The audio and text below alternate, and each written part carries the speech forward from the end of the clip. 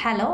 Last class நம்ம nodal அனாலிசிஸில் normal equation method பார்த்தாச்சு and then inspection method பார்த்தாச்சு. அது நார்மலாக சர்க்கியூட் இருந்தால் எப்படி voltage V1 V2 V3 fine பண்ணுறதுன்னு பார்த்தோம். இப்போது தேர்ட் ப்ராப்ளம், இது கொஞ்சம் டிஃப்ரெண்ட்டான ப்ராப்ளம். இதில் சோர்ஸ் ட்ரான்ஸ்ஃபர்மேஷன் அப்படின்னு யூஸ் பண்ணுவோம். சோர்ஸ் ட்ரான்ஸ்ஃபர்மேஷன் நான் சொல்கிறேன் அப்புறமா. இப்போ நமக்கு கொடுத்துருக்க சர்க்கியூட்டில் calculate the current across the 15 ohm resistance. இதுதானே 15 ohm. ஸோ இங்கே இருக்கிற கரண்ட்டை கண்டுபிடிக்க சொல்கிறாங்க. So calculate the current across the 15 ohm resistors in the network shown in the figure below using nodal analysis. nodal analysis use பண்ணி current கண்டுபிடிக்கணும் 15 ohm ரெசிஸ்டன்ஸில் இருக்க current.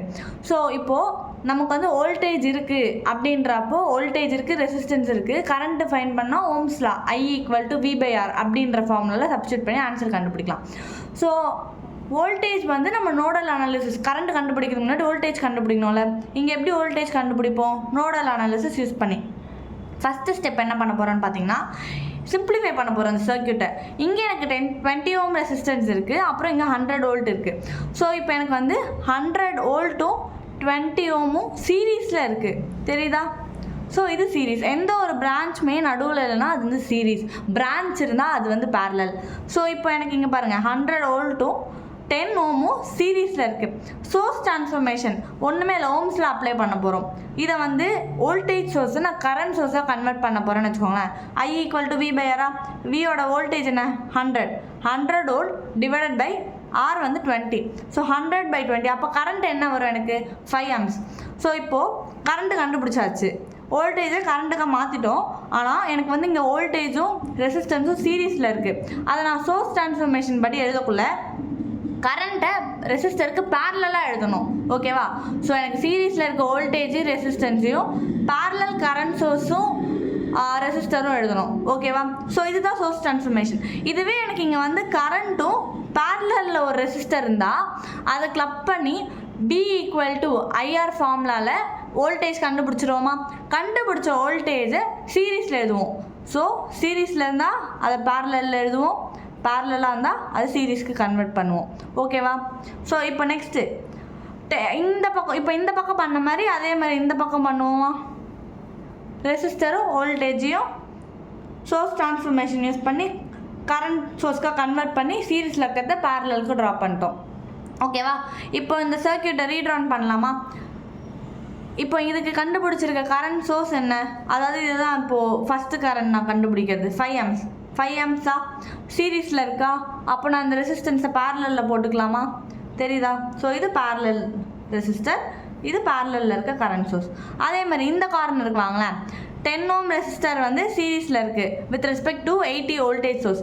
இங்கே நம்ம கண்டுபிடிச்சிருக்க current 8 amps, 8 amp parallel with 10 ohm resistance. தெரியுதா? இது பேரலில் இருக்கா? அதுக்கப்புறம் இன்பிட்வீனில் இருக்கிறது எல்லாமே காமனாக அப்படியே தான் இருக்கும், ஓகேவா? ஸோ எப்பயுமே நான் என்ன சொல்லியிருக்கேன், கிரவுண்டில் இருக்கிறது தான் ரெஃபரன்ஸ் வோல்டேஜ் இருக்கணும். So V reference = 0. ஸோ இப்படி தான் சோர்ஸ் ட்ரான்ஸ்ஃபர்மேஷன் வச்சு ஒரு சர்க்கியூட்டை நம்ம சிம்பிளிஃபை பண்ணணும். இது வரைக்கும் புரியுதா?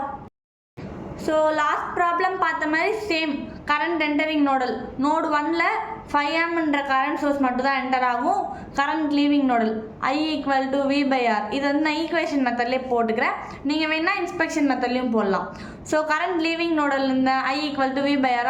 ஸோ V என்ன நோடு எடுக்கிறோம், என்ன வோல்டேஜ் எடுக்கிறோம்? V1 நோடல் 1 தானே எடுக்கிறோம்.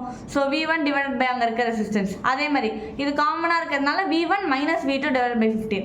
ஸோ இப்போ இதெல்லாம் கரண்ட் என்டரிங் = கரண்ட் லீவிங் தானே, இப்படி தானே எழுதுவோம், இந்த ஃபார்மில் தானே யூஸ் பண்ணுவோம். ஸோ என்டரிங் நோடல் = லீவிங் நோடல்ன்றப்போ இது எல்லாத்தையும் ஆட் பண்ணுவோம். = இங்கே என்ன இருக்குது? 5 amps, ஓகேவா? கீழே கற்று எல்லாத்துக்கும் எல்சிஎம் எடுப்போமா? எல்சிஎம் எடுத்தால் எனக்கு LCM 60 வரும். ஸோ 20 × 3 பண்ணிக்கலாம், 10 × 6, 15 × 4. ஸோ அதே மாதிரி நியூமரேட்டர்லேயும் பண்ணிட்டு சிம்பிளிஃபை பண்ணிங்கன்னா உங்களுக்கு ஈக்குவேஷன் 1 கிடச்சிரும், ஓகேவா? ஸோ இந்த 60 இந்த பக்கம் போயிடும், ஓகேவா? ஸ்ட்ரெயிட் ஈக்குவேஷனாக வந்தோடனே இதுதான் ஈக்குவேஷன் 1. ஈக்குவேஷன் 1 எவ்வளோ சிம்பிளிஃபை பண்ண முடியுமோ அவ்வளோக்கு எவ்வளோ சிம்பிளிஃபை பண்ணலாம். எனக்கு இங்கே 13 - 4 300 ப்ரைம் நம்பர் இருக்குது. ஸோ சிம்பிளிஃபை பண்ண முடியாது, இந்த ஈக்குவேஷன் அப்படியே விட்டுடலாம். இப்போ நெக்ஸ்ட்டு சேம் நோட் 2க்கும் அதே மாதிரி தான் கரண்ட் என்ட்ரிங். நோட் 2ல் பார்த்தீங்கன்னா கரண்ட் என்ட்ரிங்கே இல்லை, லீவிங் மட்டும்தான் இருக்குது. ஸோ கரண்ட் லீவிங் என்னென்னட்டு எழுதிக்கணும். Next same current entering = current leaving தானே. So current entering equal to current leaving அப்படின்றப்போ எல்லாத்தையுமே ஆட் பண்ணணுமா? ஸோ இது எல்லாத்தையும் ஆட் பண்ணி ஈக்குவல் டு 0 போட்டுக்கோங்க. எல்சிஎம் எடுத்தால் 30 வரும். ஸோ 15 × 2 10 × 3 10 × 3 கீழே இங்கே எதுவுமே எல்லாம் 1ன்னு அர்த்தம். அப்போ இன்டூ 30. ஸோ இதே மாதிரி நியூமரேட்டரில் மல்டிப்ளை பண்ணி சிம்பிளிஃபை பண்ணினா ஈக்குவேஷன் 2 வரும். ஸோ இப்போ ஈக்குவேஷன் 1ஐயும் 2வையும் கால்குலேட்டரில் சால்வ் பண்ணால் V1ஓட வேல்யூ வரும், V2ஓட வேல்யூ வரும். கால்குலேட்டரில் எப்படி சிம்பிளிஃபை பண்ணுறதுன்று ஃபஸ்ட்டு ப்ராப்ளமில் சொல்லி கொடுத்துருப்பேன். அதாவது கால்குலேட்டரில் போய் மோடுன்ற ஆப்ஷனை கிளிக் பண்ணிட்டு அதில் ஈக்குவேஷன் மோடுன்றதை கிளிக் பண்ணிங்கன்னா ஈக்குவேஷன் ஒரு ஆப்ஷன் காட்டும். அதில் போயிட்டு எனக்கு எத்தனை வேரியபிள் இருக்குது, V1 V2 மட்டும்தான் இருக்குது. ஸோ வந்து 2 வேரியபிள்ஸ் மட்டும் கிளிக் பண்ணிவிட்டு என்னென்ன A1க்கு என்ன வேல்யூ, B1க்கு என்ன வேல்யூ, ஸோ அந்த மாதிரி எல்லா வேல்யூ சப்ஸ்டியூட் பண்ணி ஈக்குவல் டு கொடுத்திங்கன்னா V1ம் V2வும் கண்டுபிடிச்சிருவாங்களாம். நம்மளானா கண்டுபிடிக்க சொல்கிறது. இப்போ V1 V2 கண்டுபிடிச்சாச்சு. நமக்கு தேவை என்ன, கரண்ட் தானே. 15 ஓம் ரெசிஸ்டர்ஸில் இருக்க கரண்ட் தான் நமக்கு தேவை. ஸோ அப்போ கரண்ட் வேணும் என்ன பண்ணலாம், ஓம்ஸில் யூஸ் பண்ணலாமா? ஓம்ஸில் என்ன, V = IR. ஸோ அப்போ கரண்ட் வேணுன்னா என்ன பண்ணலாம், I = V/R. ஸோ இது எப்படின்னு பார்ப்போமா? அப்போ ஸோ நம்மளை வந்து இப்போ இங்கே இருக்க கரண்ட் சோர்ஸ் தானே கண்டுபிடிக்க சொல்கிறாங்க, கரெக்டாக? இங்கே இருக்க கரண்ட் சோர்ஸ் தானே கண்டுபிடிக்க சொல்கிறாங்க. ஸோ V1 V2 நமக்கு தெரிஞ்சிருச்சா? I = என்ன சொன்னேன், V/R. ஓகேவா? ஸோ அப்போ I = இங்கே என்ன, இந்த ரெசிஸ்டர் V1க்கும் V2க்கும் காமனில் இருக்குது. So V1 - V2 divided by அந்த ரெசிஸ்டன்ஸ்.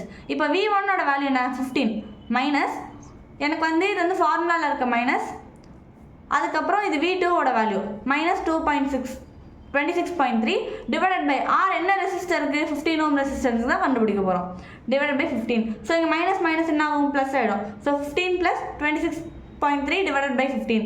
அப்போ கரண்ட் என்ன, 2.75. அப்போ அந்த 15 ஓம் ரெசிஸ்டன்ஸில் என்ன கரண்ட் இருக்குன்னு பார்த்தீங்கன்னா I = 2.75. யூனிட் முக்கியம், ஆம்ஸ்.